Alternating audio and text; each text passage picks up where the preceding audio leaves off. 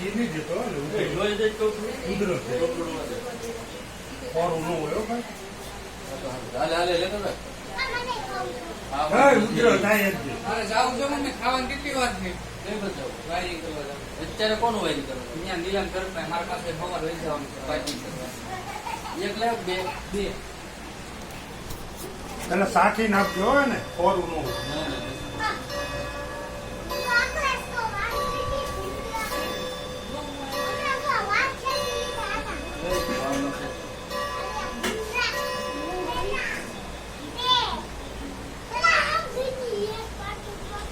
Hey!